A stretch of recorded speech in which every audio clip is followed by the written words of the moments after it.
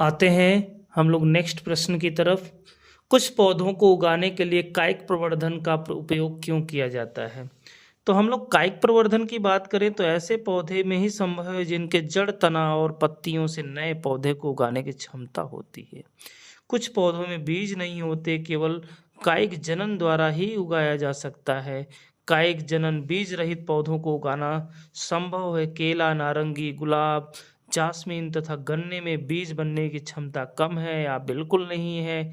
ऐसे पौधे कायिक प्रवर्धन द्वारा उगाए जा सकते हैं। नेक्स्ट अगर बात कर लें क्वेश्चन, HIV क्या सूचित करता है? क्या एड्स एक संक्रामक रोग है? एड्स के फैलाने की कोई 4 विधियां सूचीबद्ध कीजिए। तो हम इस क्वेश्चन की बात करें, HIV ह्यूमन इम्यूनोडिफिशियंसी वायरस कहते हैं, इसको सूचित किया जाता है। हाँ, एक संक्रामक रोग है। एड्स फैलने की 4 विधियां हैं। असुरक्षित यौन संबंध बनाते हैं, यानी आपके अगर मल्टीपल सेक्स पार्टनर है तब पॉसिबल है।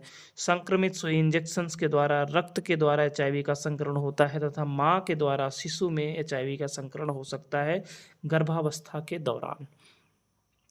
नेक्स्ट प्रश्न की बात करें तो निम्नलिखित में से प्रत्येक का एक उदाहरण दीजिए। विखंडन, खंडन, पुनरुद्भवन, मुकुलन। तो विखंडन अमीबा में होता है, खंडन स्पाइरोगाइरा में होता है और पुनरुद्भवन रीजनरेशन प्लैनेरिया में होगा तथा मुकुलन हाइड्रा में होगा। नेक्स्ट अगर क्वेश्चंस की बात कर ले तो हमारे पास जो शुरू होता है, राइजोपस में बीजाणु समासंध की टिप्पणी कीजिए।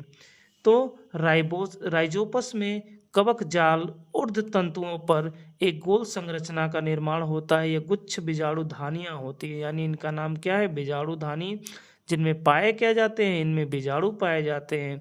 बीजाणु के चारों ओर एक मोटी भित्ति होती है जो प्रतिकूल परिस्थितियों में बीजाणु की रक्षा करती है।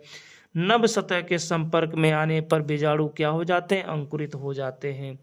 नेक्स्ट अगर प्रश्न की बात करें तो हम लोग डिस्कस करेंगे बीज अंकुरण क्या है। तो बीज अंकुरण का मतलब बीज के भ्रूण सुषुप्तावस्था में होता है। जब बीज को नमी मिल जाए, वायु मिल जाए, उचित ताप मिल जाए तो बीज के अंदर क्या होती है? एक सक्रिय भ्रूण सक्रिय होकर क्या हो जाता है? वृद्धि करना आरंभ कर देता है। बीज से नया पौधा बाहर निकल आता है। इस क्रिया को बीज का अंकुरण कहते हैं। भ्रूण का प्रांकुर भावी प्रभोह बनाता है और मूलांकुर भावी जड़ बनाता है।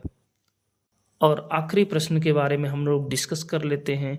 एक पुष्प के अनुदैर्घ्य काट का नामांकित चित्र बनाइए। तो पुष्प में बाह्य दल आपको मिल गए, पंखुड़ी जो फ्लावरिंग पार्ट होता है, फिर पुंकेसर कहेंगे जिसके अंदर परागकोश हैं और तंतु हैं, और फीमेल रिप्रोडक्टिव